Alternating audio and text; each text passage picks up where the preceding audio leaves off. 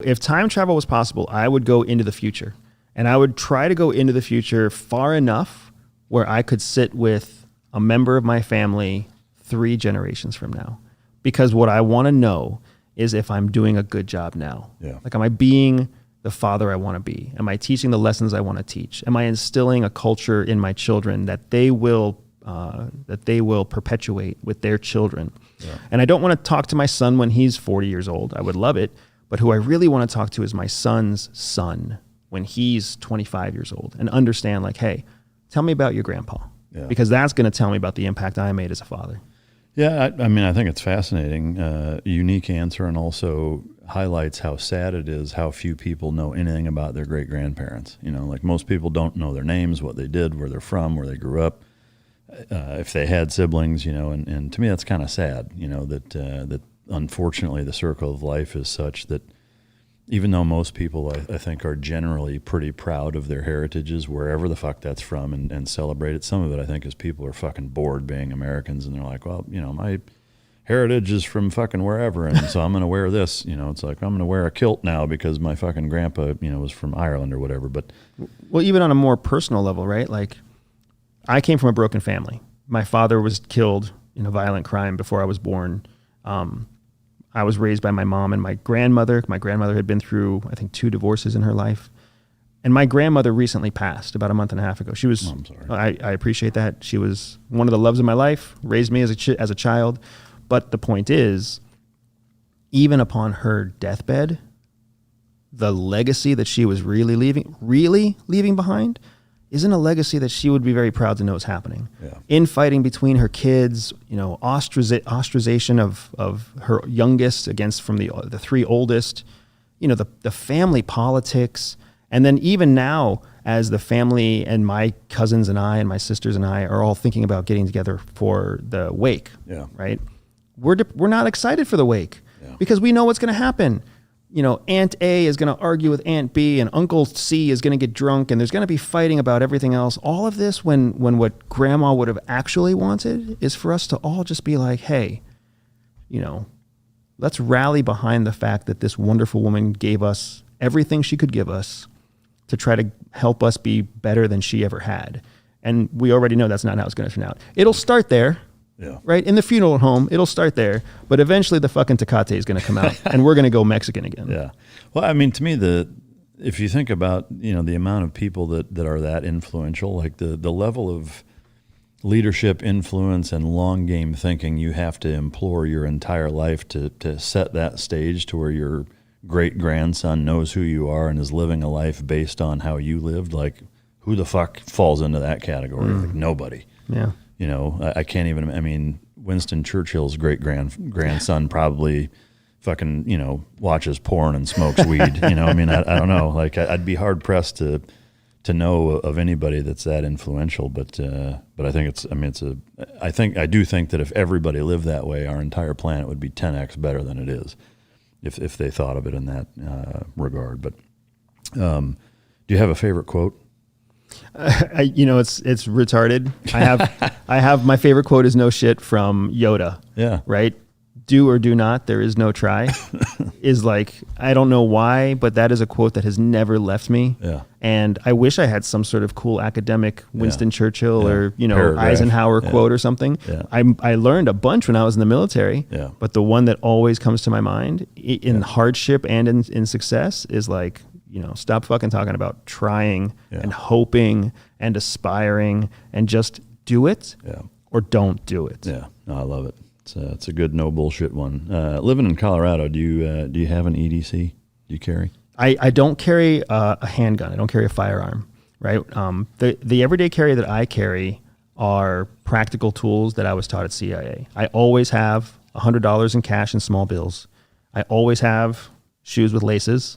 And I always have some sort of waterproof layer. Those are my 3 everyday carry. And those served me all through CIA because no matter where you are, you don't look like a threat, you don't identify like a threat, and you can bug the fuck out of any threatening situation as long as you have shoes with laces, capital that can be liquidated in a hurry, and a layer to protect you from wetness specifically. Yeah.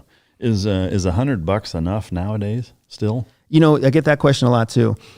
In most parts of the world, $100 gets you out of a pretty nasty situation, Yeah. right? Especially if you have it in ones, fives, and tens, and 20s too. But ones, fives, and tens are critical because the currency exchange is still very much pro-U.S. and there's still a aura about American dollars that people will take an American dollar. A $5 bill is worth $20 worth of value because it's American currency, and people get excited about that. In India, Pakistan, Southeast Asia, South America, Africa.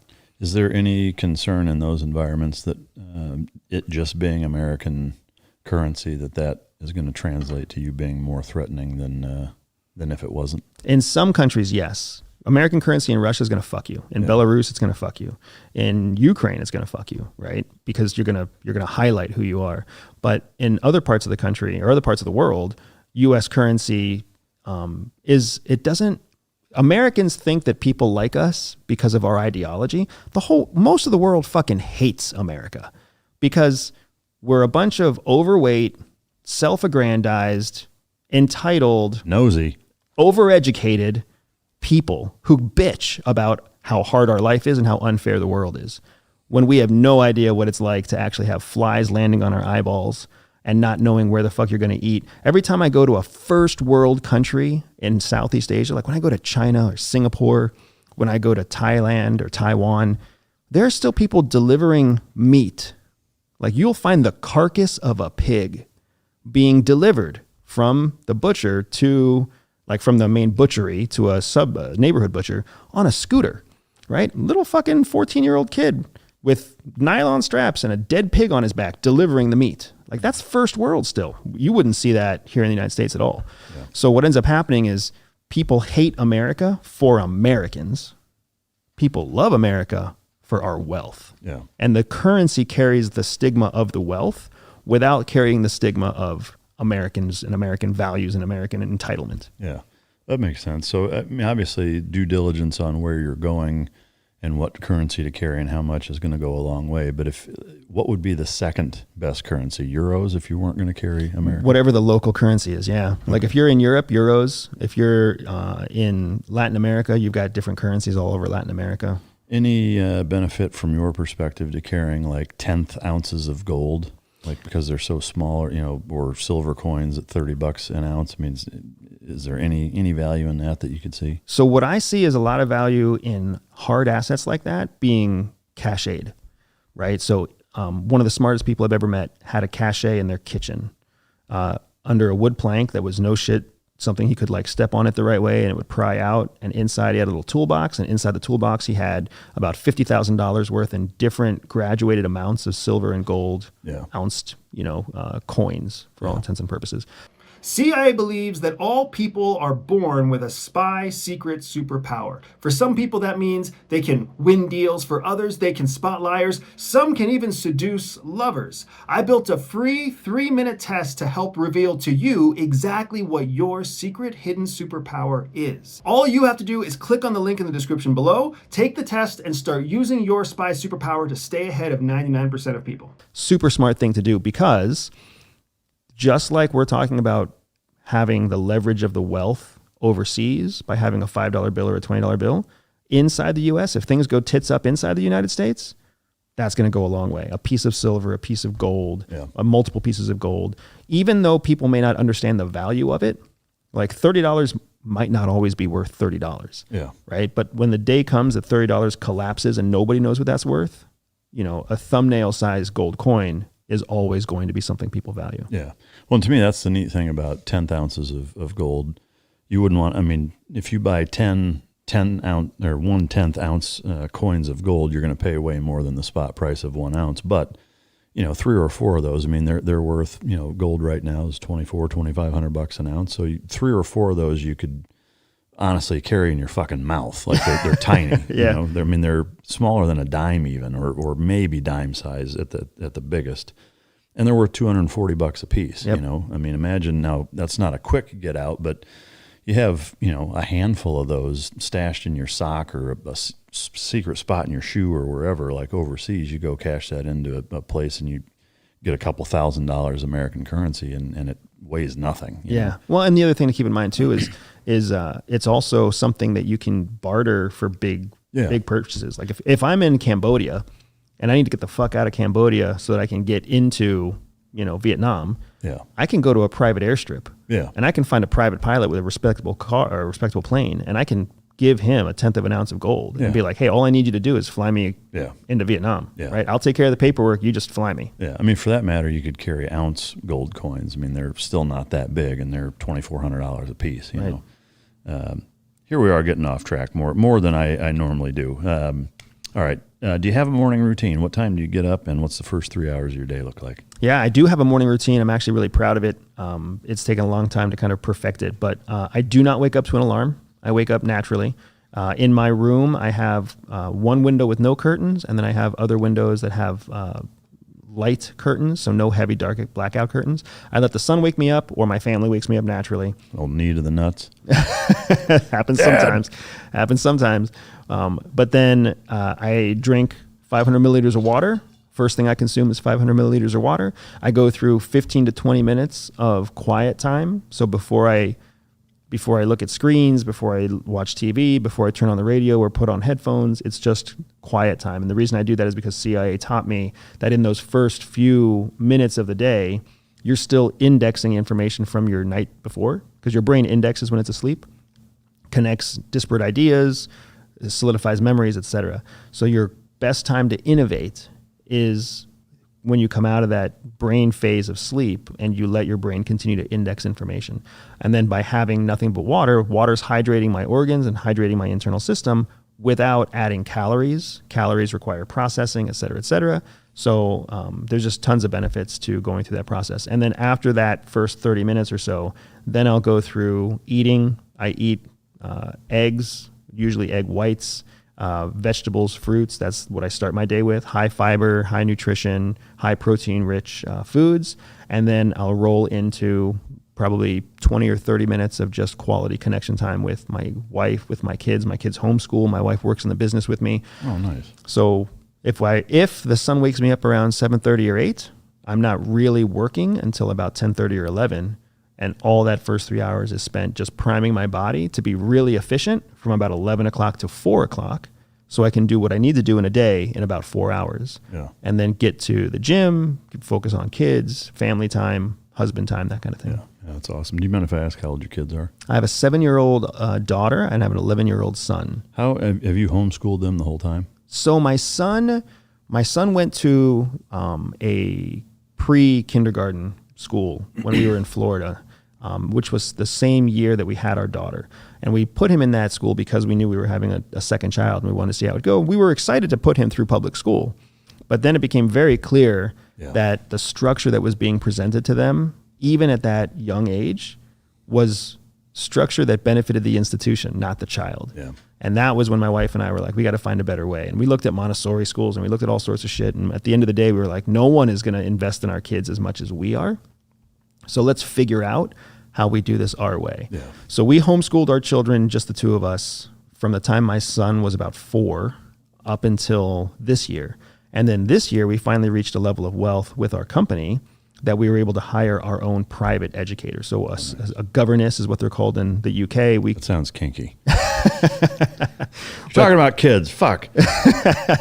But yeah, so now we homeschool still, Yeah. but we essentially have a private teacher who does what you want and follows a curriculum that is homeschool based and homeschool tradition. Even though she herself is traditionally educated and very well educated and experienced, she's able to take all that and turn it into a homeschool curriculum that we can monitor real time in the house. That's awesome.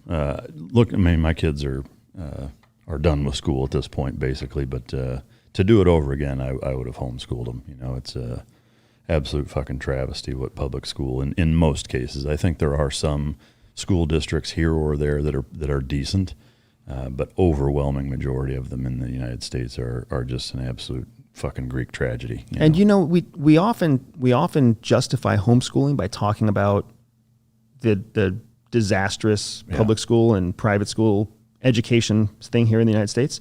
But the second half of that is you also get to be with your kids. Yeah. Yeah. We only get, I mean, your kids are grown, so you know better than most.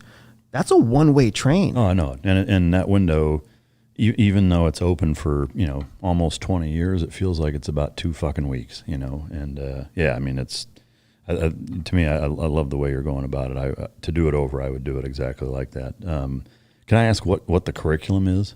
So our children follow, it's not a standard curriculum. So it's like, once you get into the world of homeschool, there's so many of them. Classical and Greek and whatever else. Our curriculum, for all intents and purposes, is called an unschooled, student-led curriculum, meaning it's the antithesis of school. There's no structure to, we start at 9 o'clock, we end at 3 o'clock. There's no structure like a school structure.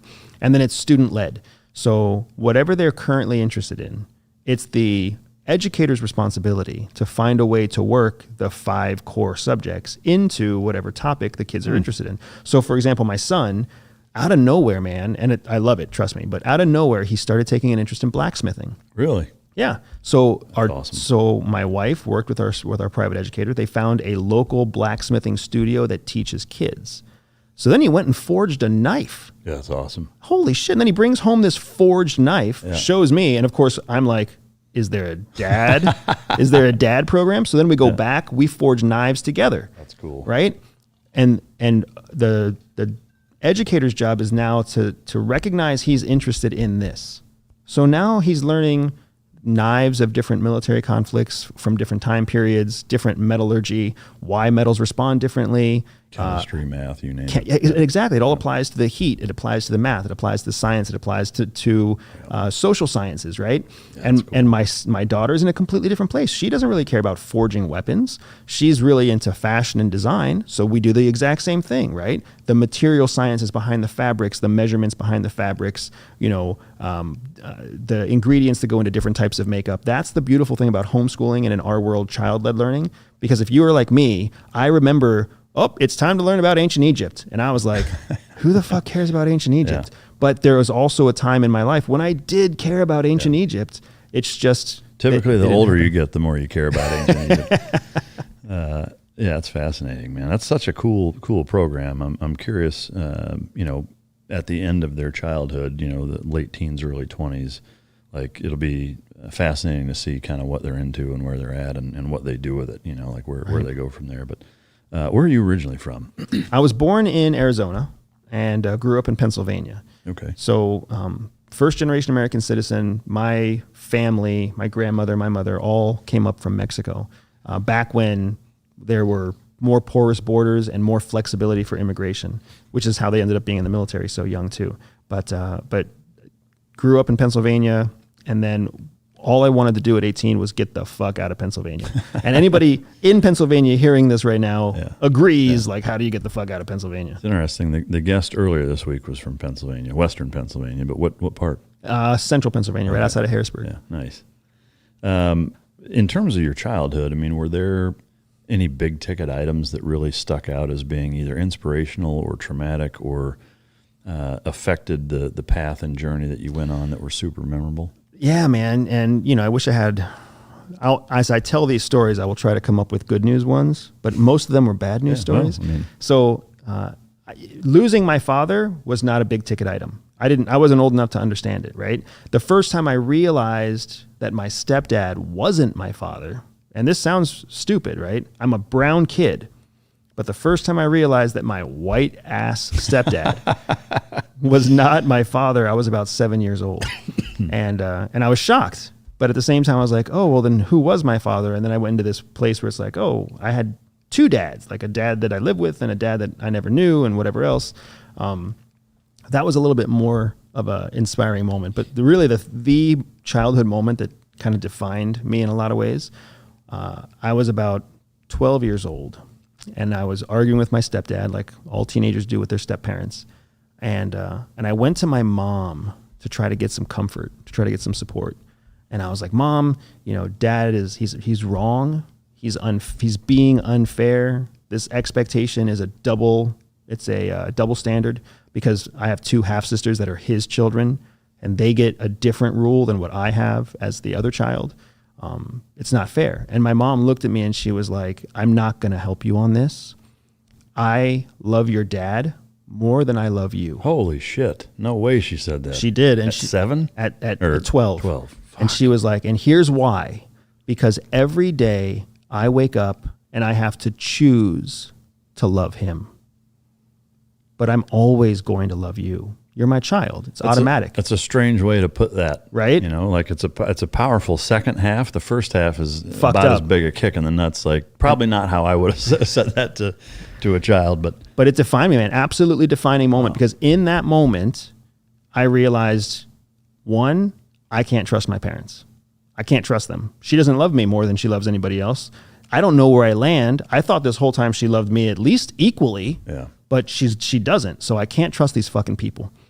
And if I can't trust these people, I can't trust anybody. Yeah. So, I mean, I still strongly believe that I was successful at CIA because I learned to stop trusting everybody at like 12.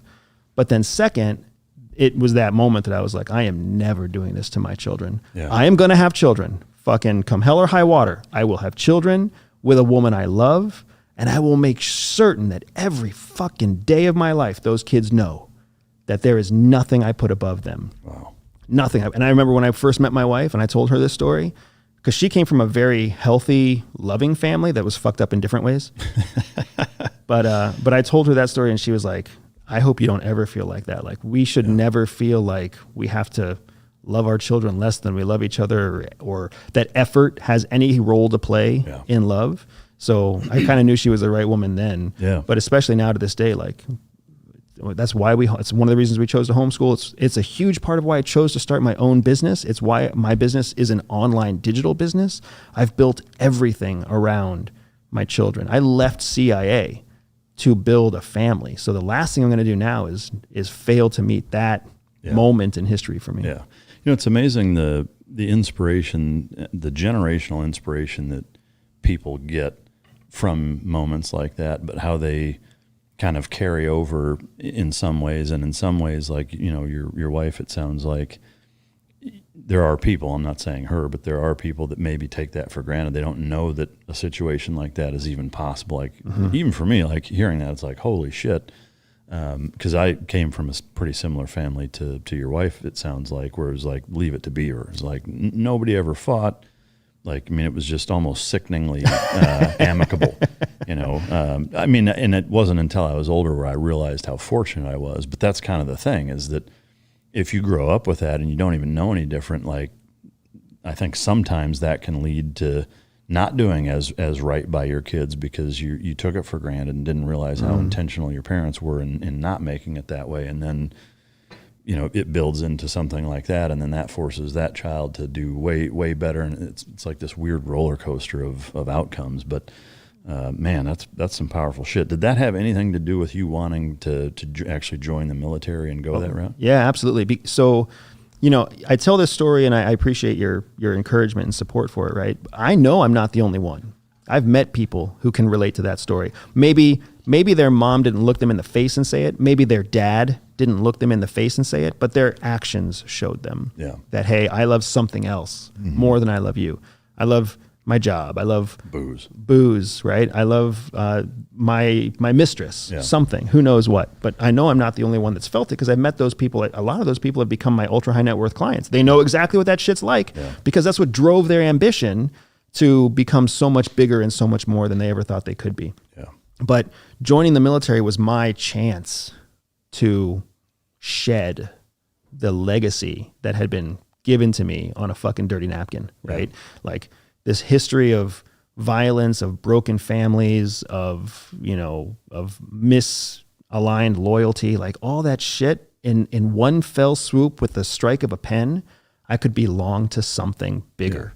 And that's how I saw my opportunity to join the military and how I saw my opportunity to join the Air Force. And even though I wasn't excited to be a soldier and serve my country, I was very excited to fucking hit the Nintendo reset button and start over. Yeah, that's wild. And did you go from high school right into the Air Force? Yeah, so I was accepted into the Air Force Academy coming out of high school. Turns out that when you are from a rural school, there's not a lot of competition for people who are trying to like go get full ride scholarships. Did you play any sports? Did that have anything to do with it? I did. So I was active in a lot of stuff because I didn't want to be home, right? There was no reason to be home. So I did everything I could not to be home.